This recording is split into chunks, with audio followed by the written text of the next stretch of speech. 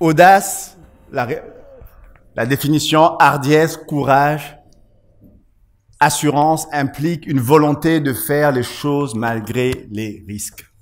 OK? On va aller plus loin. Tout le monde se souvient de l'histoire. On va continuer. Si Christian avait commencé la semaine, avait quasi achevé la semaine dernière, on va continuer. Gédéon et les 100 hommes qui étaient avec lui arrivèrent aux abords du camp au commencement de la veille du milieu. Comme on venait de placer les gardes, ils sonnèrent de la trompette et brisèrent des cruches qu'ils avaient à la main. Plus loin. Les 3 corps sonnèrent de la trompette et brisèrent des cruches. Ils saisirent de la main gauche les flambeaux et de la main droite les trompettes pour sonner et s'écrièrent « Épée pour l'Éternel et pour Gédéon ». Ils restèrent chacun à sa place autour du camp et tout le camp s'est mis à courir, à pousser des cris et à prendre la fuite. Les 300 hommes sonnèrent encore de la trompette et dans tout le camp, l'Éternel leur fit tourner l'épée les uns contre les autres. Le camp s'enfuit jusqu'à Beth-Shitta, vers Tsétéra, jusqu'au bord d'Abel-Méola, près de Tabat. Les hommes d'Israël se rassemblèrent, ceux de Nephtali, d'Azer et de tout Manassé, et ils poursuivirent Madian. Amen. Alors, l'histoire est particulière parce que pendant plusieurs semaines, on était en train de lire toute la préparation de quelques versets qui va marquer la victoire. On a fait des semaines, on est en train de lire les préparatifs. Dieu est en train de parler. Et moi, j'aime ça parce que avant que Dieu fasse quelque chose, Dieu parle. Et des fois, on peut venir quelque part et on a un besoin particulier, on vient devant Dieu et on a l'impression que rien ne s'est passé parce que Dieu a simplement dit. Mais nous, on aime bien commencer à nous réjouir quand on commence à voir les choses commencer à concrètement changer. Mais alors que quand Dieu commence à parler, il y a déjà dans ce que Dieu dit la provision pour ce qui va arriver. Bien de fois, nous, on se réjouit quand la chose commence à prendre place. Alors que la Bible nous dit bien qu'au commencement était... Bien de fois, ce que Dieu fait commence toujours par ce qu'il va dire. Et pendant des chapitres, et pendant les 4 ou 7 dernières semaines, on était en train de lire le préparatif. Et dans ces préparatifs, c'était souvent Dieu qui était en train de dire des tas de choses à Gédéon. Il est en train de lui dire, de lui répéter la même chose de plusieurs façons différentes. C'était des préparatifs de ce que Dieu commençait à faire. Moi, j'aime ça. Alors, maintenant, on est dans les derniers moments où Dieu a fait, où l'homme, Gédéon, qui était rempli de peur, on va pas tout recommencer, c'est trop de chapitres. Gédéon qui était rempli de peur est maintenant rempli d'audace. Il va dans le camp des Madianites, il voit les Madianites en train de faire des rêves qui l'encouragent, même lui-même. Et puis il descend, Christian avait parlé la semaine dernière, il descend et puis il dit aux gens qui étaient avec lui, les 300, vous vous souvenez que c'était au départ 30 000 personnes? Vous vous souvenez? 30 000 soldats qui avaient répondu à l'appel. Et puis, Dieu sélectionne, il y a juste 300 qui restent. 300 qui restent. Et puis là, Gédéon a un petit doute, et puis il va, il dit, Dieu l'encourage, il descend, et puis il va trouver les 300 pour leur dire, maintenant c'est le moment. Et tout d'un coup, les 300 se lèvent.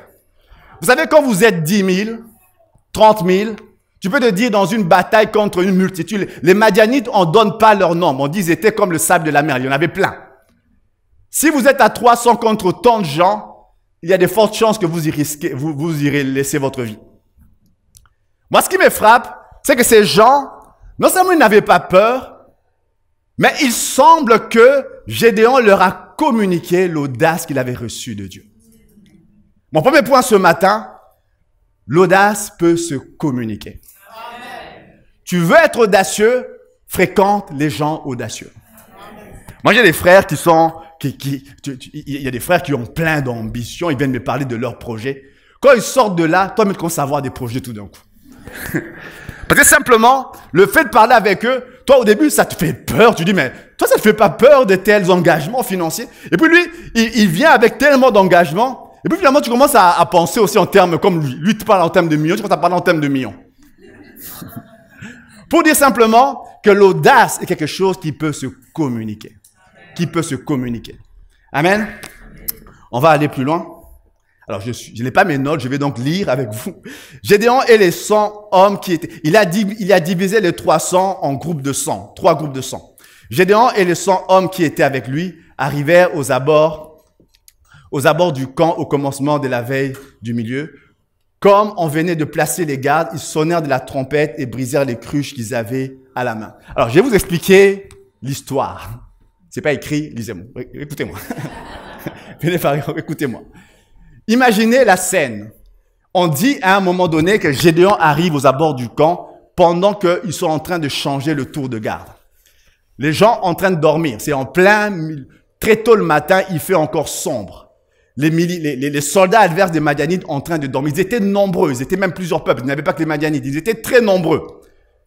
À un moment donné, il y a le changement de garde.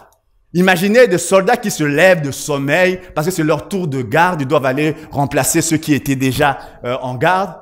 Et puis ils se lèvent, ils sont en train de faire le tour de garde. Et tout d'un coup, ils entendent en plein milieu de la nuit des brises, Christian en a parlé la semaine passée, des vases qui se brisent, des flammes qui apparaissent. Et puis les gens qui sont dans la panique sortent de leur tente. Ils voient des gens debout qu'ils connaissent pas bien. Ils s'imaginent, ce sont eux les ennemis. Et puis tout d'un coup, ils sortent les armes, ils commencent à se battre. Et les autres, pas le temps d'expliquer, je ne suis pas l'ennemi, ils se défendent. Et la confusion est totale, ils se tuent entre eux et les Israélites en train de regarder la scène. Pour que les choses, je ne suis pas sûr que Gédéon peut leur expliquer, c'est la pénombre, on va changer la garde maintenant, si on sonne maintenant, il y aura avoir un effet de surprise. Je ne suis pas sûr qu'eux maîtrisent tous ces éléments-là. Tout ce groupe-là doivent juste faire comme Gédéon leur dit. Et Gédéon fait juste comme Dieu lui dit de faire.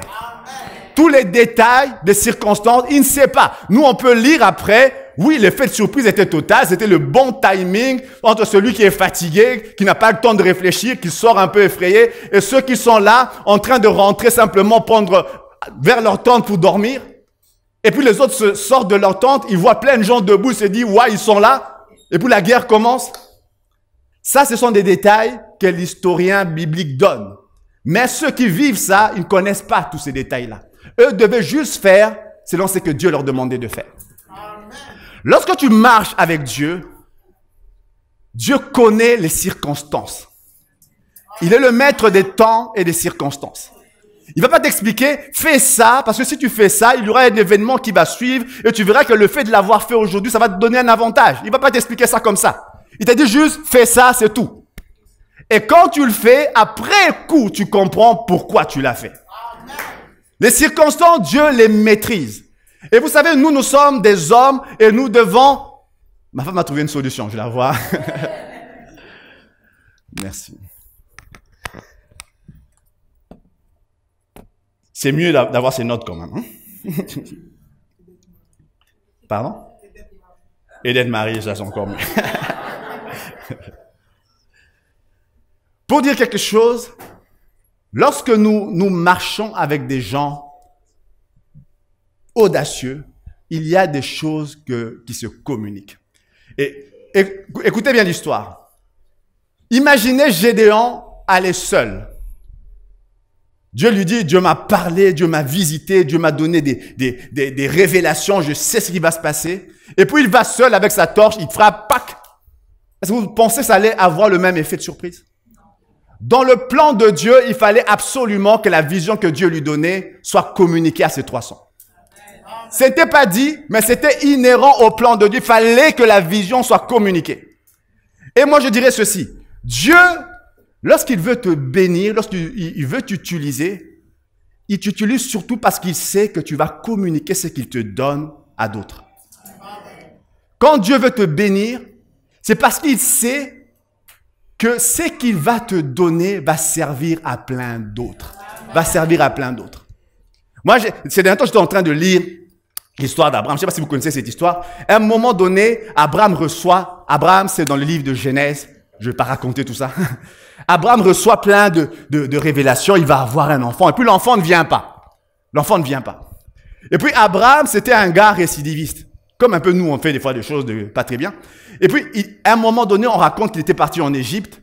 Et comme sa femme était en même temps sa demi-sœur, ça se fait plus comme ça, c'était comme ça avant. Sa femme était en même temps sa demi-sœur. Lorsqu'il se sentait en danger à cause de la beauté de sa femme, il disait à tout le monde, c'est ma sœur. Il a fait ça plusieurs fois. Il a fait ça 2 fois. En Égypte, Dieu avait réglé les choses, tout ça. Il se trouve dans une autre 25 ans plus tard, toujours pas d'enfant. Il se retrouve dans une ville chez les Amalécites. Et à un moment donné, il se sent à nouveau en danger. Il dit à sa femme, je vais dire que tu es ma sœur. Et puis le roi qui vient, qui trouve que sa femme était jolie, il prend la femme, comme c'est ta sœur, il le met dans son harem. Mais il n'est pas allé vers la femme. Et puis, en pleine nuit, il a une révélation de Dieu. Dieu lui dit, il va y avoir des plaies dans ta maison, tu vas mourir parce que tu as touché la femme de cet homme. Il dit, mais il m'a pas dit que c'était sa femme. Et puis, les choses se passent mal. Il y a comme des catastrophes qui arrivent dans le peuple. Il y a une stérilité qui tombe dans le peuple. Et la première fois où dans la Bible, un homme prie pour un autre homme et est guéri, c'est Abraham qui le fait. Dieu dit à cet homme, va vers Abimelech, il dit, va vers Abraham et demande-lui de prier pour toi.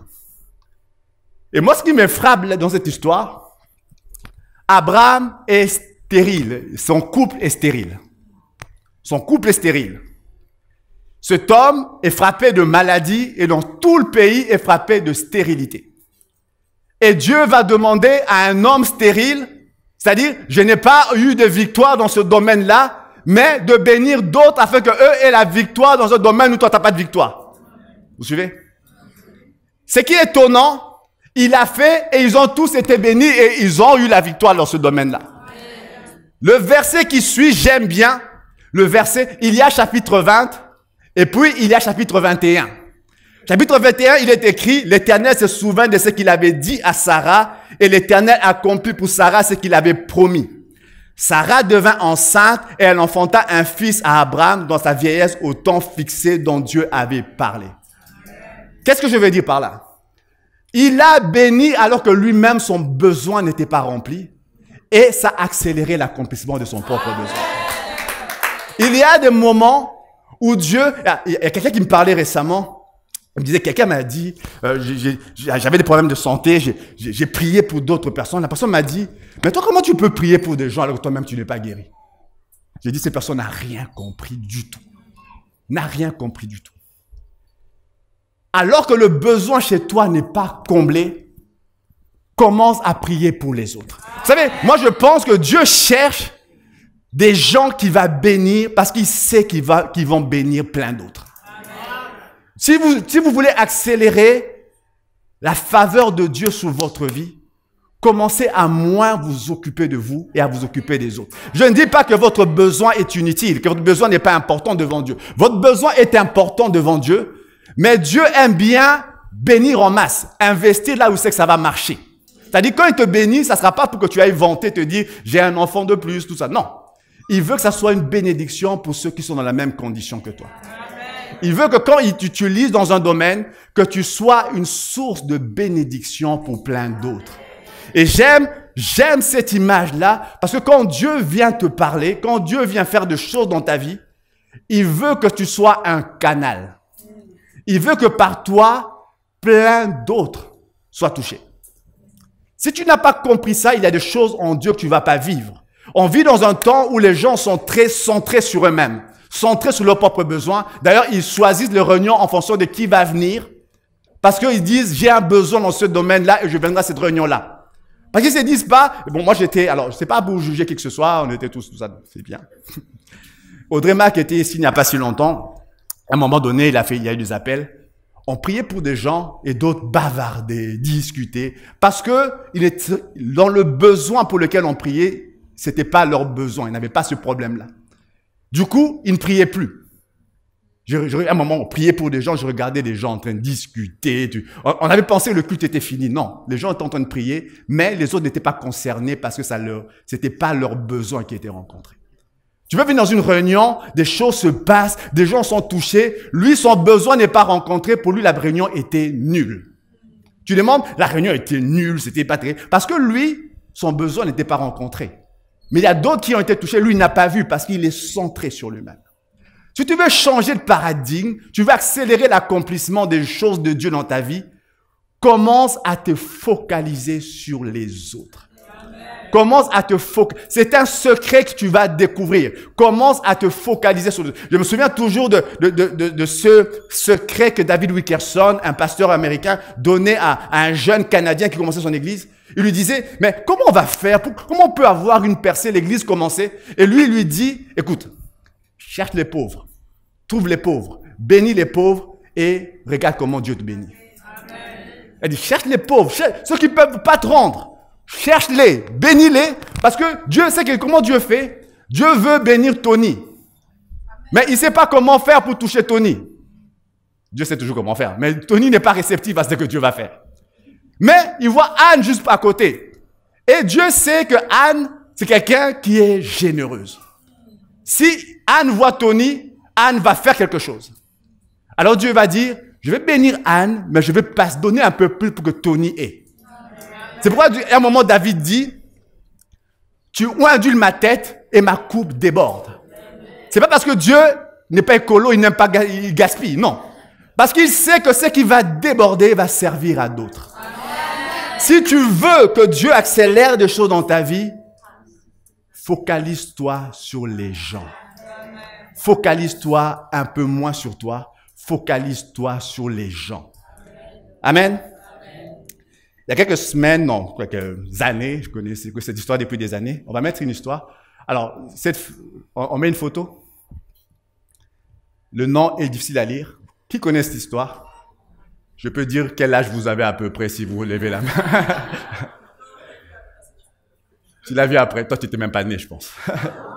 C'est dans les années 72. La guerre du Vietnam. Les plus âgés entre nous, parce que cette photo a eu des récompenses. La guerre du Vietnam, guerre horrible. Les Américains utilisent une bombe au napalm qui chauffe à 1200 degrés Celsius. Quelque chose se passe, eux ils disent qu'ils se sont trompés. Ils ont bombardé un temple où il y avait leurs propres militaires, il y avait des enfants dans ce temple. Et plein sont morts. Et on voit juste cet enfant qui elle est nue, on essaie de couvrir la photo est, en général, elle est nue. Les habits ont brûlé, ses habits ont brûlé. Elle ne s'est pas déshabillée, ses habits ont brûlé. Là, elle est brûlée, terriblement brûlée. Le napalm qui brûle à 1200 degrés. Et elle sort de là en hurlant. Tout le monde voit la photo de cet enfant qui crie de douleur. Et après ça, avec un soldat vietnamien derrière. Après ça, on va la mettre dans une morgue parce que tout le monde est convaincu qu'elle est morte. 3 jours dans une morgue et la mère vient chercher sa fille 3 jours après. Elle vient, elle cherche la fille et puis elle se rend compte qu'elle n'est pas morte. Elle l'emmène au village, dans leur village. Tout le monde s'attend à ce qu'elle meure. Mais elle ne meurt pas. Des soins après soins, des années plus, des soins après soins. Elle a eu des trentaines d'opérations, cette fille. Des trentaines d'opérations. Celui qui a fait la photo a eu des prix pour montrer l'horreur de la guerre. Cette photo a aidé à l'arrêt de la guerre du Vietnam. À un moment donné, les choses se passent. Et à 19 ans, alors qu'elle est remplie de cicatrices, elle se promène dans une librairie chrétienne, elle rencontre. Dans une librairie, elle trouve une Bible à 19 ans. Elle donne sa vie au Seigneur.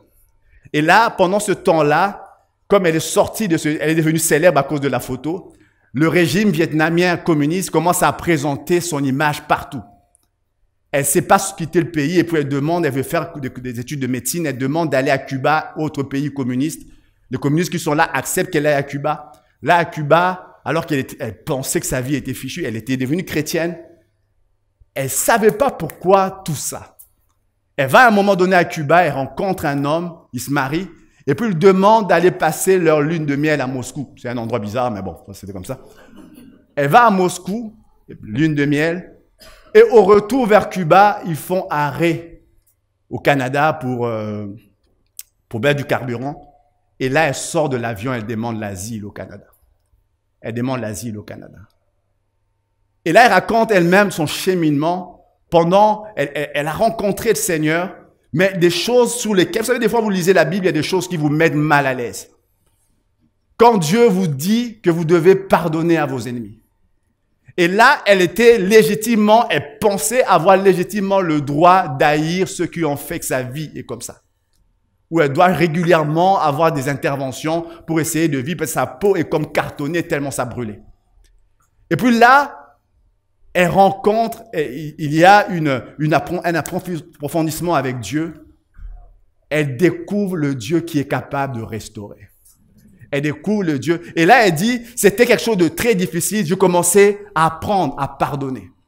Jour après jour. Et au début, c'était difficile. Je dis, je pardonne. Et puis, tu te lèves le matin, ça fait encore mal. Et là, alors que ça fait encore mal, Seigneur, je pardonne encore. Elle dit de pardon en pardon en pardon. Jusqu'à ce qu'il y a une image que j'ai pas vue. On la voit invitée aux États-Unis. Devant, parmi les gens qui étaient là, il y avait le militaire qui avait bombardé. Et puis, elle parle de l'amour de Dieu, elle parle de comment elle est arrivée à pardonner. Et dans une émission, on voit sa photo là maintenant, dans l'année passée, ça. L'année passée. Elle est en train de parler à tout le monde la capacité que Dieu a fait de reconstruire sa vie. Et là, maintenant, elle est une espèce d'ambassadrice de l'ONU qui passe dans des régions. Elle a une fondation qui s'occupe des enfants qui ont connu des tas de drames dans leur vie à cause de la guerre, pour leur dire simplement, il y a une possibilité que Dieu reconstruise.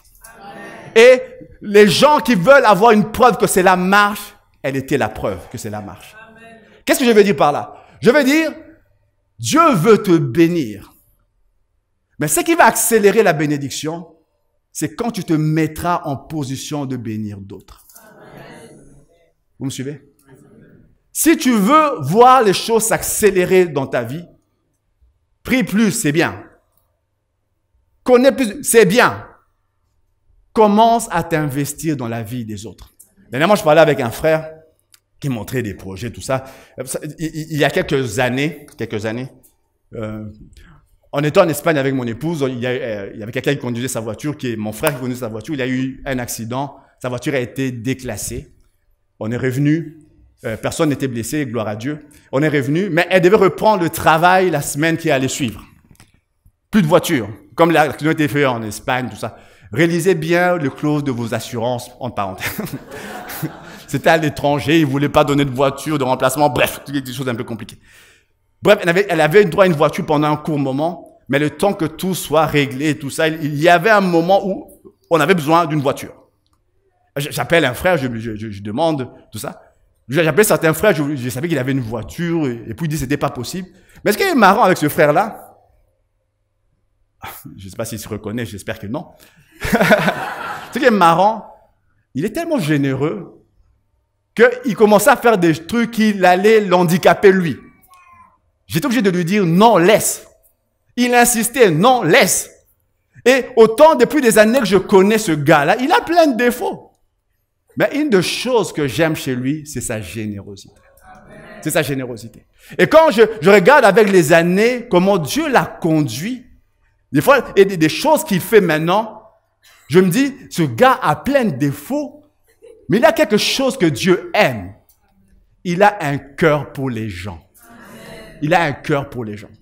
Et vous savez, si Dieu veut vous bénir, il y a de fortes chances que Dieu passe par lui, parce qu'il sait que lui, il sera pas insensible à votre douleur.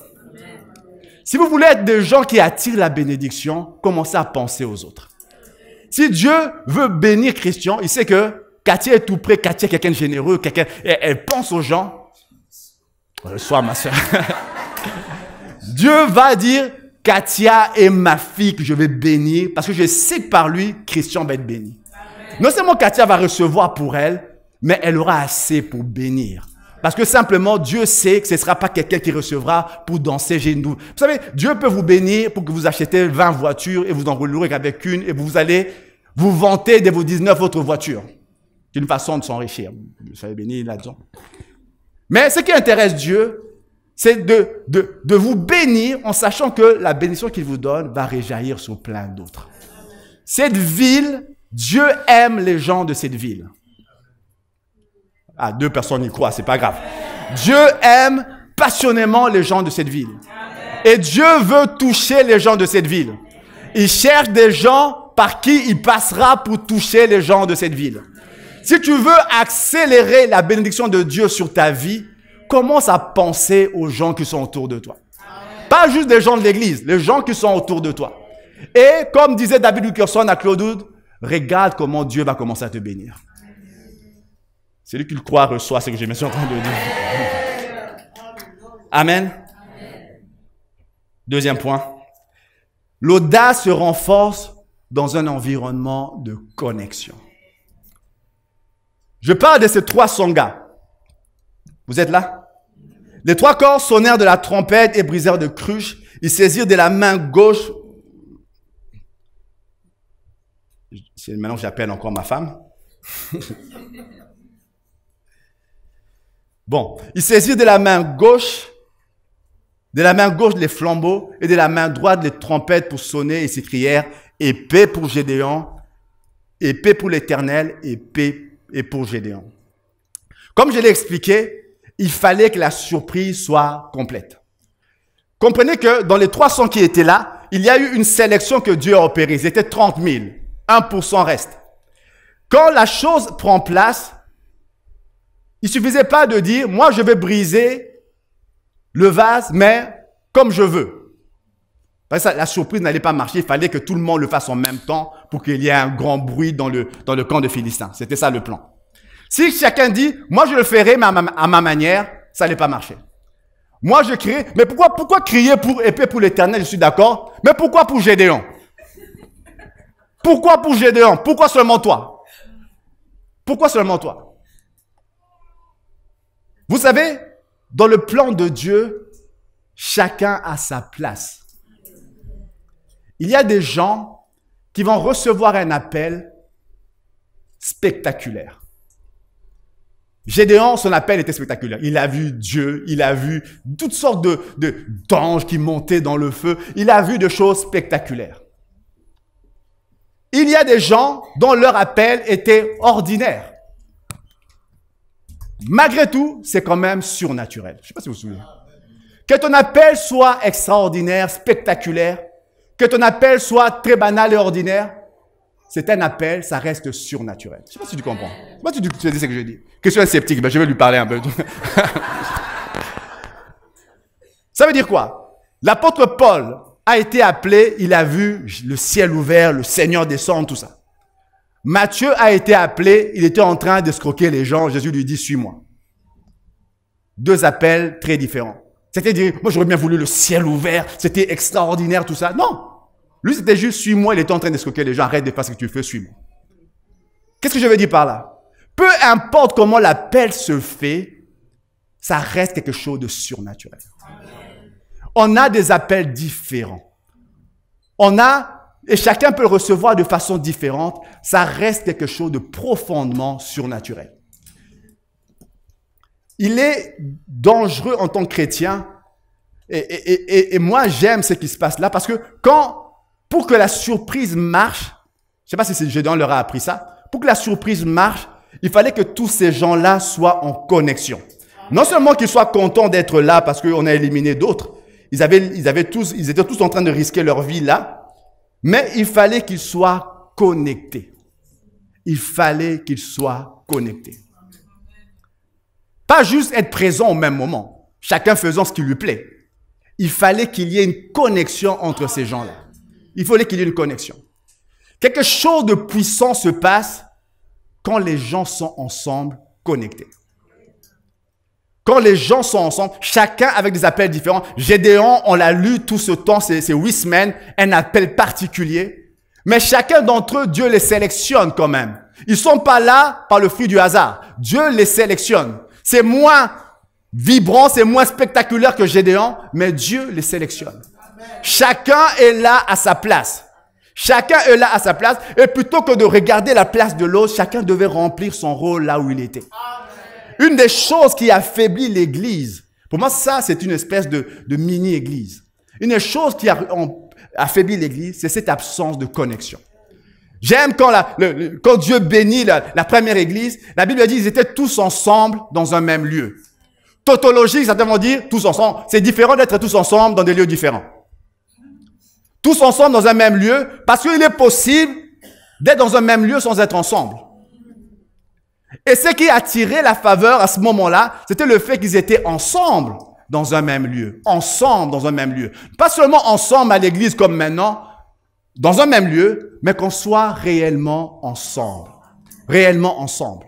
Et ce qui va activer tout le plan de Dieu, Dieu ne le dit pas, mais il fallait absolument qu'il y ait cette connexion entre eux pour que quelque chose prenne place. La victoire était au prix de cette connexion. La victoire était au prix de cette connexion. Moi, je prie ce matin qu'il y ait dans cette église Parole d'Espoir, que nous comprenions l'importance de la connexion. L'importance de la connexion. J'aime ce psaume 133. Voici, oh, qu'il est. Vous savez, quand vous lisez quelqu'un qui commence en disant, oh, je disais, il est lui-même, c'est comme quand Luc Dumont vient, il dit, j'aime ce que je vais dire tout à l'heure. C'est un peu le même genre de choses. Il sait ce qu'il va dire. David est déjà en train de s'exclamer, oh, ça va être beau. Il dit, oh, qu'il est agréable, qu'il est doux pour des frères de demeurer ensemble. C'est comme l'huile précieuse répandue sous la tête, descend sous la barbe d'Aaron, qui descend sous le bord de ses vêtements. Écoutez ça. C'est comme la rosée de l'Hermon qui descend sous les montagnes de Sion. C'est là que l'Éternel envoie la bénédiction, la vie pour l'éternité. Tu cherches un endroit où Dieu va bénir. C'est l'endroit où les gens sont connectés. Heureux, j'aime ça, qu'il est doux, qu'il est agréable pour deux frères de demeurer ensemble. De demeurer ensemble. Il y a une puissance terrible, moi je pense, lorsque les gens non seulement viennent à l'église, mais sont connectés. Actuellement, il y a quelques années, je lisais une émission, c'était une étude américaine dans une grande université. Ils ont suivi des milliers de personnes. Des milliers de personnes pendant des années. Et certains ont reçu leur vie, d'autres pas du tout. C'était des choses un peu... Et c'était je pense, un scientifique qui était en train d'expliquer, c'est un professeur d'Harvard, il est en train d'expliquer. Ils ont cherché des facteurs qui faisaient que l'un réussissait, l'autre ne réussissait pas. Qu'est-ce qui était? Est-ce que c'était le niveau d'études? Est-ce que c'était aux États-Unis? Est-ce que c'était le niveau socio-économique? Est-ce que c'était le niveau racial? Ils ont trouvé le seul déterminant, c'était la qualité des relations. Tout le reste ne valait pas la qualité de relation.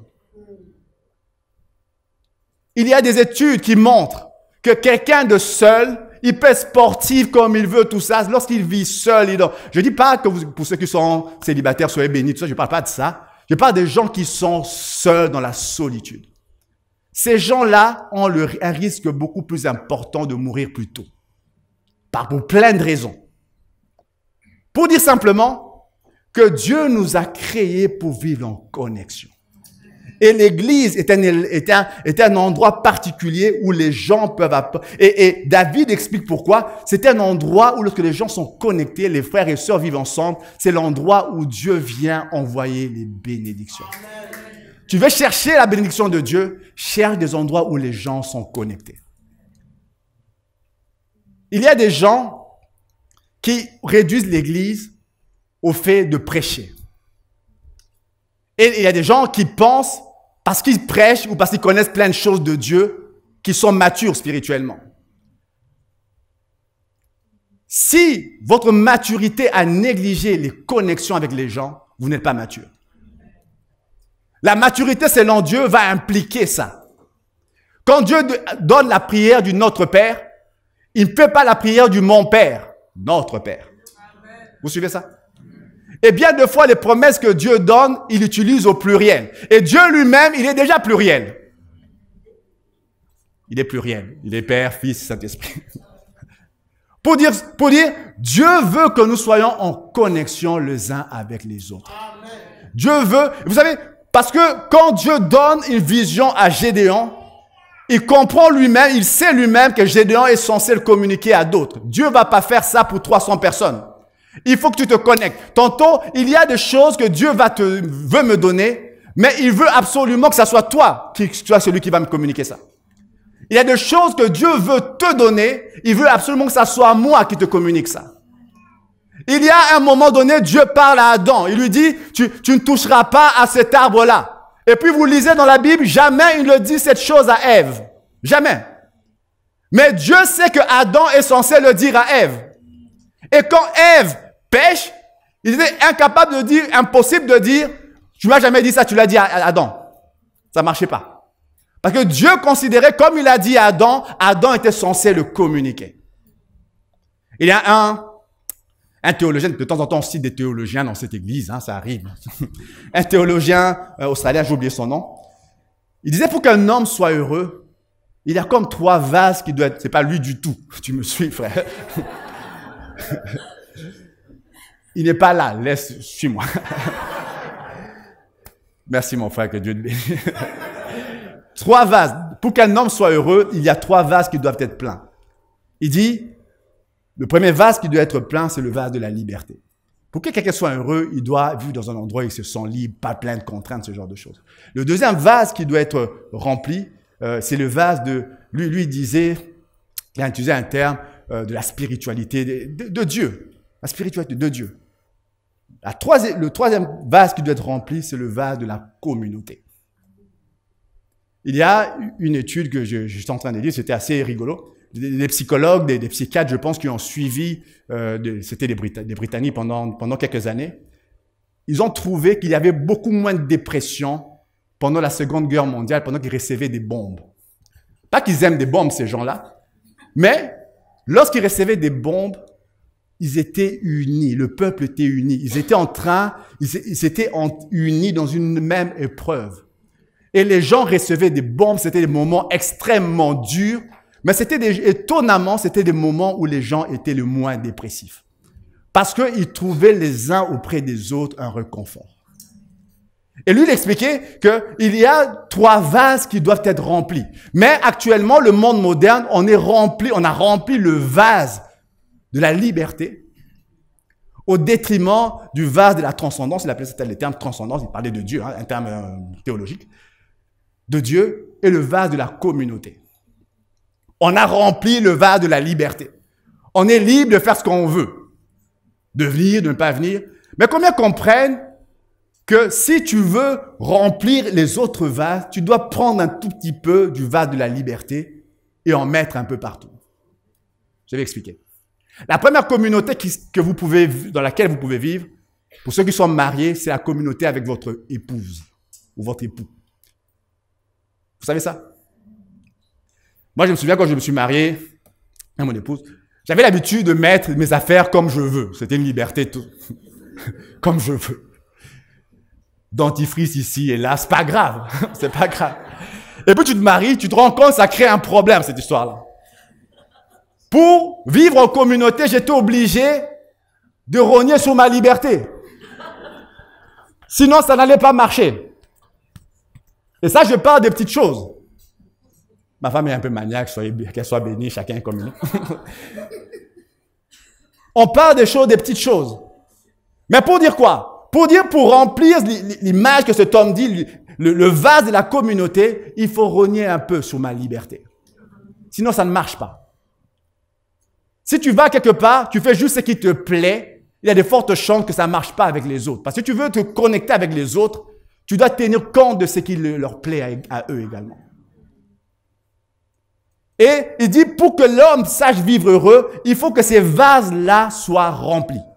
Il faut que les 3 vases soient remplis. Qu'il n'y ait pas juste dans la liberté, qu'il y ait aussi dans la communauté, dans l'engagement. Quand tu t'engages, il y a forcément des moments où ta liberté va baisser un tout petit peu.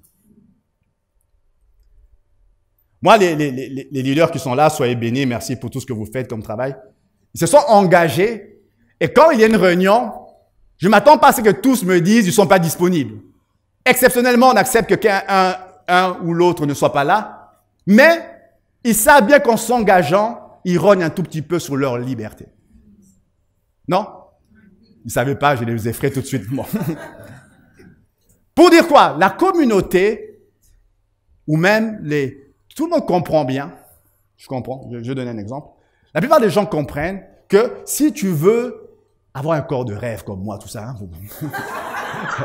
je rigole. Si vous voulez faire du sport, je vais te prendre comme exemple. Tu veux faire du sport, avoir du muscle, tout le monde comprend bien que tu dois rogner un tout petit peu sur ta liberté. Tu ne peux pas juste manger ce que tu veux quand tu veux. Non? Tu ne dois pas aller juste, tu dis, je ferai le sport de temps en temps quand je le sentirai. Si tu veux que ça marche, tu dois rogner un tout petit peu sur ta liberté. C'est que les gens comprennent pour bien des affaires, ils ne comprennent pas pour la communauté, ils ne comprennent pas pour la spiritualité. Il veut dire, je vais être libre de faire ce que je veux, mais je veux quand même que ces vases-là soient remplis. Ça ne marche pas comme ça. Ça ne marche pas comme ça. Pour que ces vases-là soient remplis, il est possible qu'on rogne un tout petit peu sur ta liberté. Qu'est-ce que je veux dire par là? L'église est quelque chose d'extraordinaire. Alors, j'ai prévenu Christian, j'ai dit, je vais être très pastoral ce matin. L'église est une invention de Dieu. Et moi, j'aime, parce que la première église, Dieu prend des gens très différents. Vous savez, moi, j'aime bien cet antagonisme. Il y a Matthieu. Vous connaissez Matthieu? C'est un des apôtres. Et lui, avant ça, il était un publicain. C'était un collecteur d'impôts pour les Romains. Bref, un traître. Ils étaient dominés par les Romains. Lui, il travaillait pour les Romains. Non seulement il travaillait pour les Romains, mais quand il prenait l'impôt, il prenait un peu plus pour lui-même. Les autres le considéraient comme un traître. Et dans le même groupe, on avait Simon le Zélote. Simon le Zélote, ça ne veut pas dire qu'il était zélé. Les groupes de Zélotes, c'était des revendicateurs, des extrémistes juifs qui voulaient lutter contre la domination romaine. Eux, dans leur idéologie, ils tuaient des gens comme Matthieu. Ils assassinaient des gens comme Matthieu. Alors, comprenez que ces deux gens-là, dans le même groupe, ça pouvait faire des étincelles. C'était ça les gens que Jésus réunissait, des gens très différents. Un homme disait, c'est C.S. Lewis qui disait, l'amitié, c'est des gens qui ont des trucs en commun. Ça, c'est l'amitié. Pour être ami avec Christian, on est construit depuis des années. On a sûrement des choses en commun. Je ne sais plus lesquelles, mais bon. Vous savez, il y a des choses qu'il aime, et puis je ne sais plus si c'est moi qui l'avais aimé le premier ou bien lui, je ne sais plus. Ça fait des années. Tu vois. Forcément, pour développer une amitié avec quelqu'un, vous devez avoir des choses en commun. En commun. Je vais vous révéler quelque chose. Pour une communauté spirituelle, ce n'est pas nécessaire. Vous pouvez être extrêmement différents et être quand même frères et sœurs. Amen. Des fois, nous cherchons, et moi, c'est toujours un peu frustrant de voir à la fin des cultes des gens qui se mettent toujours avec les mêmes. Je comprends qu'ils ont une amitié. Mais dans une communauté spirituelle, tout cela n'est rien. Moi, j'ai des grands amis qui sont aux quatre coins du monde. Le pasteur Chama, c'est un de mes grands amis. Il viendra d'ailleurs bientôt. Un de mes grands amis, tout ça. Mais j'ai plus ma communauté spirituelle. Ce n'est pas le pasteur Chama. C'est un frère, c'est un ami. Mais c'est Lina, par exemple. Je dirais, avec Chama, même âge, on aime les mêmes choses, on a plein de trucs en commun. Mais on se voit de temps en temps, on ne se voit pas tout le temps. On se parle souvent, mais on ne se voit pas tout le temps. Lina, elle est plus âgée que moi. On ne partage pas beaucoup les mêmes choses. Elle n'a peut-être pas les mêmes goûts musicaux. Mais elle, c'est dans ma communauté spirituelle. Je ne parle pas parce que je suis pasteur, je parle pour chacun d'entre nous. Vous suivez un peu la différence? Amen. La communauté spirituelle n'a pas besoin qu'il y ait forcément une amitié. Non. Vous me suivez ou pas? Amen. Je vois certains sceptiques. Ça veut dire, ce qui va nous unir est beaucoup plus fort que simplement une amitié. Jésus prend des gens qui, normalement, ne se rencontrent pas, ces gens-là. Simon le Zélote et Matthieu, l'un devait être victime de l'autre. On ne se rencontre pas ensemble, ces gens-là. Mais Jésus les prend séparément, il les prend ensemble, il les met ensemble, un groupe incertain, parce que ce qui devait les unir est beaucoup plus fort. Ce qui nous unit, c'est cette phrase, tous ont péché et sont privés de la gloire. Mais ils sont gratuitement justifiés par la grâce. C'est ça qui fait le point commun entre tous ces gens-là.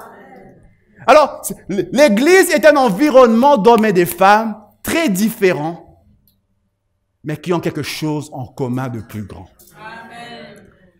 Pourquoi je dis tout ça? Parce qu'il y a quelque chose qui se passe quand les hommes et les femmes, et David a compris ça, il a même crié « Oh !» parce qu'il savait que ce qu'il allait dire est une bombe. Il y a quelque chose qui se passe quand des hommes et des femmes se réunissent ensemble et se connectent. Peu importe qu'ils aient des atomes crochus ou pas. Peu importe qu'ils aiment les mêmes goûts musicaux ou pas. Peu importe que certains aiment Darlene Check, d'autres aiment Hillsong, d'autres aiment Dena Moana. Peu importe. Peu importe les goûts musicaux des uns et des autres, ce qui nous unit est plus fort. Et quand un groupe comprend ça, c'est un groupe qui s'apprête à recevoir la faveur de Dieu. Quand un groupe comprend ça, c'est un groupe qui s'apprête à voir le ciel s'ouvrir sur lui. J'étais en train de prier là-dessus et j'étais, alors là, tu peux mettre maintenant ce gars, Dietrich Bonhoeffer. Alors normalement, ce gars, je l'ai montré plein de fois ici. Si tu te souviens pas de lui, je sais pas.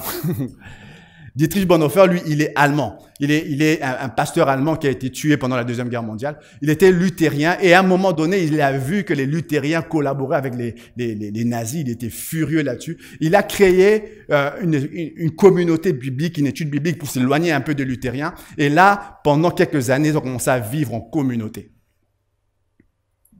Il a écrit un livre de la communauté spirituelle. Il parle de la communauté spirituelle. Et il disait ceci, l'un des plus grands freins à l'élaboration d'une communauté spirituelle. Vous savez c'est quoi? Vous lisez pas? L'un des plus grands freins, c'est l'idéal de la communauté. Ce qui empêche les gens de s'unir à d'autres.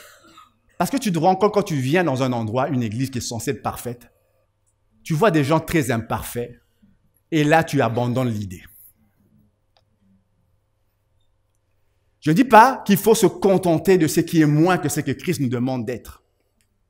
Mais je crois, moi, ce qui permet à la communauté de grandir, c'est de prendre telle qu'elle est, en sachant que nous sommes en train d'avancer vers l'idéal quand même. Amen. Un frère disait, quand tu vois une église parfaite, n'y va pas, parce que dès que tu entres, elle n'est plus parfaite. Qu'est-ce que je veux dire par là? Je veux dire, l'église est remplie de gens imparfaits qui vont vous blesser. Si cette église ne vous a pas encore blessé, soyez juste patient, ça va arriver. Ça va arriver, calme. Il y aura des gens qui, maladroitement, parce qu'ils vont dire, ils vont vous blesser. L'église est un endroit où tu pardonnes, où tu apprends à pardonner. C'est un endroit où tu passes sur les choses, tu apprends la bénignité. Vous savez, quelqu'un qui est dans son culte à domicile, sur Internet, aucune chance qu'il soit blessé par un gars qui va l'énerver. Aucune chance.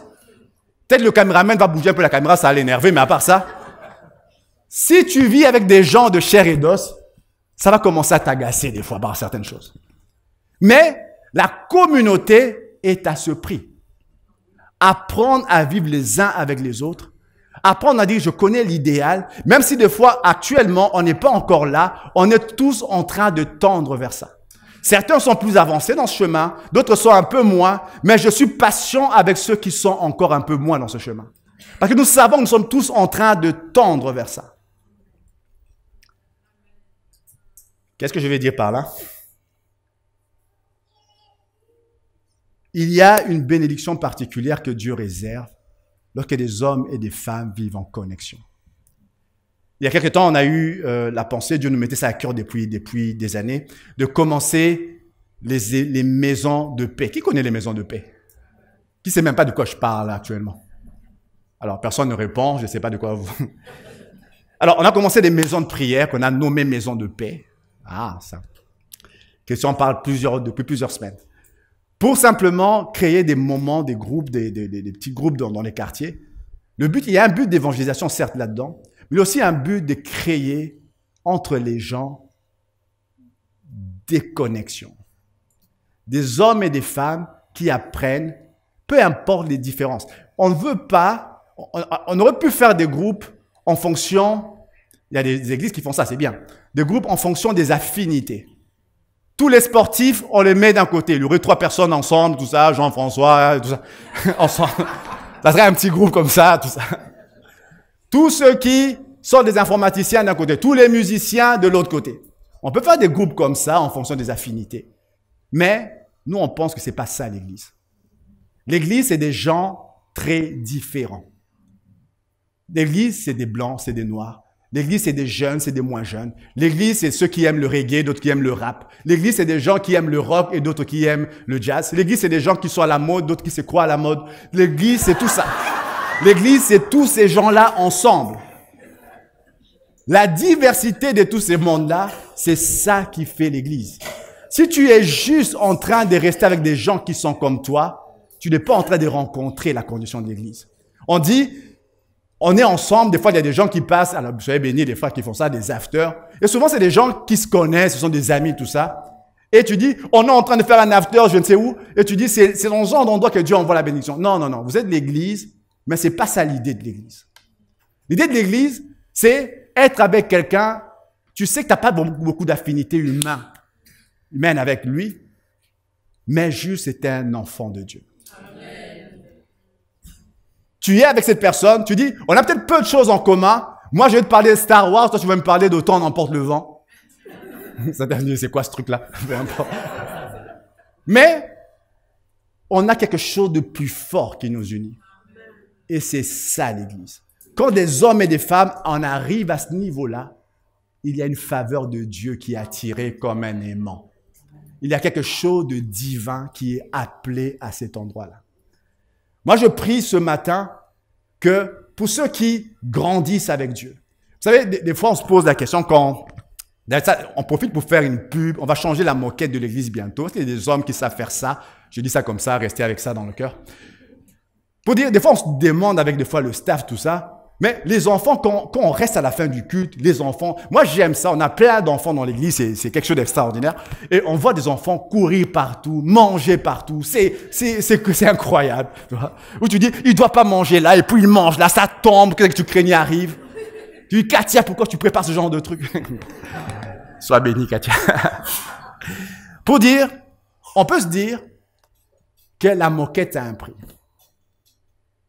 Mais on pense qu'avoir des moments comme ça, après le culte, ça n'a pas de prix. Parce que des hommes et des femmes, on laisse juste un temps où des hommes et des femmes très différents ont juste le temps de connecter, de discuter ensemble, de parler ensemble. Et même si c'est au prix d'une moquette tous les 2 ans, c'est pas grave. Parce que simplement, c'est qu'on vise avant tout, c'est que des gens et des femmes puissent connecter.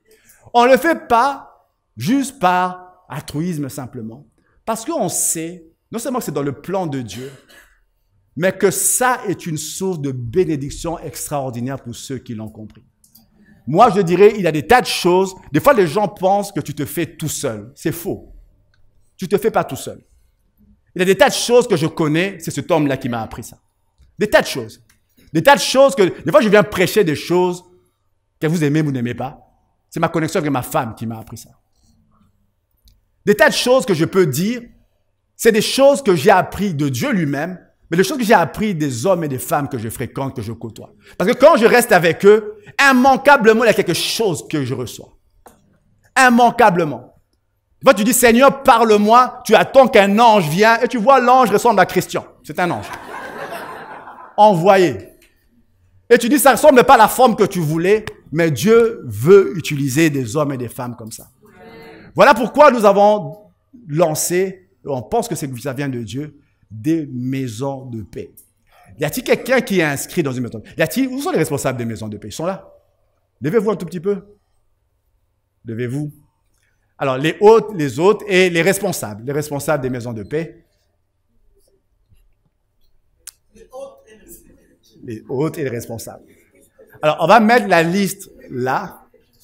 Alors, plein de gens en vacances, c'est pas grave. On va mettre la liste, on va afficher la liste tout à l'heure. Je vous invite à y aller. Je vous invite à y aller parce que, au-delà d'un aspect humain, vous allez passer des bons moments avec ces gens-là. C'est un aspect purement spirituel. On le fait pas parce qu'on se dit, ces gens-là sont seuls, on va leur accorder, trouver un moment pour qu'ils se rencontrent. Non, c'est pas ça le but. Le but, on sait qu'il y a quelque chose de spirituel là-dedans. Si tu veux activer la faveur de Dieu, si tu veux recevoir des choses que tu n'as pas reçues autrement, connecte-toi avec les gens. Connecte-toi avec les gens, tu seras surpris. Ça sera plus bénéfique pour toi que d'écouter 10 000 prédications. Vous savez, je peux vous prêcher l'amour, mais c'est encore mieux que vous puissiez manifester l'amour auprès des gens. Il y a des choses qui se prêchent, il y a des choses qui se vivent. Je peux vous enseigner des choses, mais c'est encore mieux d'être avec les gens. On vit malheureusement dans un temps où les gens sont dans un self-service. Ils viennent à l'église et choisissent ce qui les plaît. Moi, ça me fait des fois rire. Des fois, les gens des médias disent, mais des fois, les prédications, il faut chercher un truc qui va attirer plein de vues. Parce que les gens, ils recherchent ce qui les plaît. Prédication, tu vas parler des bénédictions, tout ça. Boum, plein de gens vont suivre, vont se connecter. On est tous pareils. Je ne parle pas de vous, on est tous pareils. Mais, moi, je crois réellement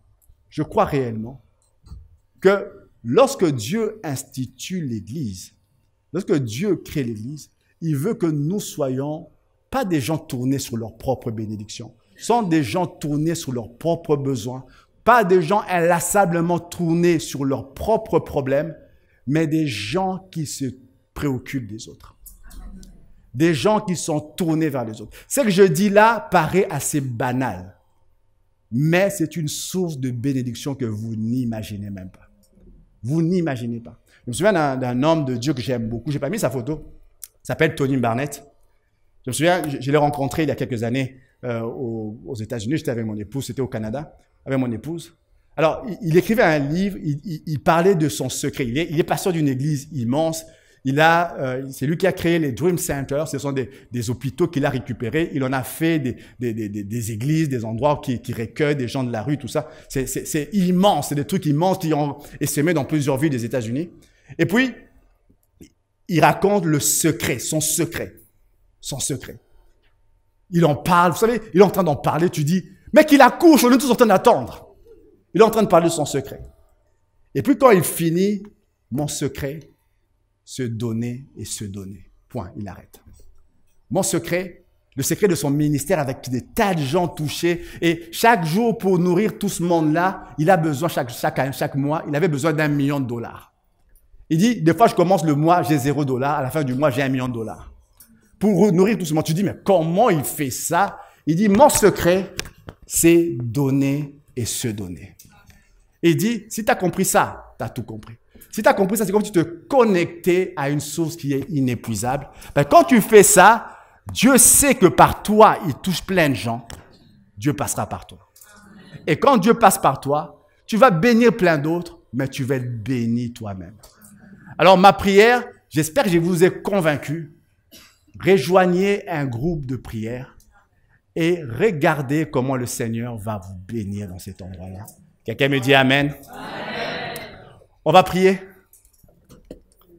On va prier. J'avais une conclusion que je vais lire quand même. Chapitre 7, 24. Gédéon envoya des messagers dans toute la montagne d'Éphraïm pour dire, descendez à la rencontre de Madian, coupez-leur le passage, les eaux jusqu'à Beth-Béra et celui du Jourdain. Tous les hommes d'Éphraïm se rassemblèrent et s'emparèrent du passage des eaux jusqu'à Beth-Bara et celui du Jourdain. L'histoire se finit par des gens qui avaient peur. Certains d'entre eux n'avaient même pas répondu à l'appel de Gédéon. Tous ces gens-là, certains avaient peur. Certains se disaient, mais lui, il est qui pour convoquer tout le monde? Peu importe. Lorsque la victoire a été remportée, tous ces gens-là se sont levés tout d'un coup et ont trouvé le courage. Qu'est-ce que je veux dire par là? Je veux dire, des fois, c'était un petit nombre qui comprend le message. Mais la victoire que Dieu va vous apporter va déclencher des choses chez d'autres. Va déclencher des choses chez d'autres. Je ne sais pas si vous connaissez cette histoire-là, je finis par là. Non, je vais finir ici, c'est mieux par là.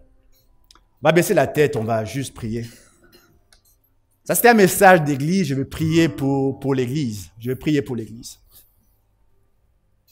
Seigneur, je prie pour chaque homme, chaque femme présent en ces lieux, Seigneur. Je prie pour les maisons de paix. J'aime ce nom, Seigneur, que les maisons de paix.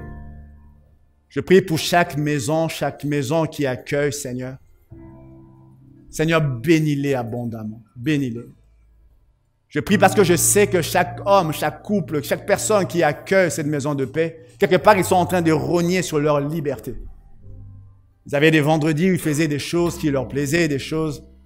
Mais là, ils décident de rogner sur leur liberté pour recevoir des gens. Je prie, s'il te plaît, Seigneur, tu n'es le débiteur de personnes qui reçoivent au centuple, Seigneur. Je viens prier pour chaque homme, chaque femme présent en ces lieux qui a compris ce message. Père, je te demande d'étendre ta sainte main. Laisse qu'il y ait dans cette église des connexions véritables qui se créent. Seigneur, nous voulons renverser les clans, les cliques. Renverser, Seigneur, les médisances, toutes ces choses qui bloquent l'unité, Seigneur.